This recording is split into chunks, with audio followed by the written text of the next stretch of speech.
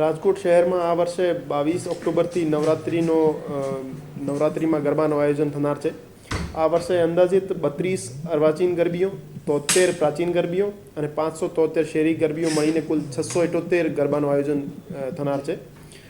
માનનીય CP sir Brajeshkumar જાસર અને માનનીય additional CP sir Mahendra Bagadiya સરના નેતૃત્વ હેઠળ ટોટલ પોલીસના, હોમગાર્ડના અને એસઆરપીના 1000 કરતાં વધારે અધિકારીઓ કર્મચારીઓ બંદોબસ્તમાં તૈનાત રહેશે. તમામ આયોજકોને ગરબામાં પોતાના સ્વયંસેવક વ્યવસ્થા જાળવવા માટે રાખવાના રહેશે અને પૂરતી સંખ્યામાં એન્ટ્રી એક્ઝિટ ગેટ્સ અને સાથે સાથે એમરજન્સી એક્ઝિટની પણ વ્યવસ્થા રાખવાની રહેશે. આયોજકોને આયોજન સ્થળે અને ગેટ ઉપર સીસીટીવી કેમેરા લગાવવાના રહેશે અને ફૂટેજ સાચવવાના રહેશે.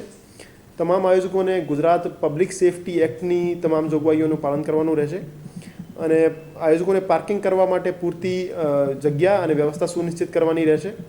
સરકારશ્રી દ્વારા જણાવેલ ગાઈડલાઇન મુજબ માઇક અને લાઉડસ્પીકરનો પ્રયોગ કરવાનું રહેશે.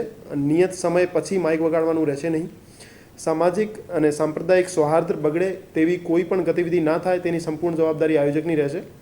પોલીસ દ્વારા દરેક આયોજન સ્થળ, દરેક ગરબા ઉપર બંદોબસ્ત તૈનાત રહેશે અને પોલીસ બંદોબસ્ત સિવાય પોલીસ સ્ટેશનના વિસ્તારમાં મોટરસાઇકલ અને સરકારી વાહન દ્વારા પેટ્રોલિંગ પણ રાખવામાં આવશે અને વાવરૂ જગ્યાઓ પણ કોઈ અઘટિત બનાવ ના બને તે ઇન્શ્યોર કરવામાં આવશે.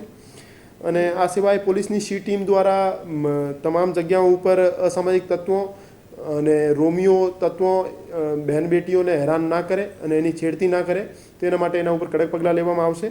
હું રાજકોટ શહેર પોલીસ વતી તમામ ખેલૈયાઓને શુભેચ્છા પાઠવું છું અને તમામ સલામત રહે અને કાયદાનું પાલન કરે એવી અપેક્ષા રાખું છું.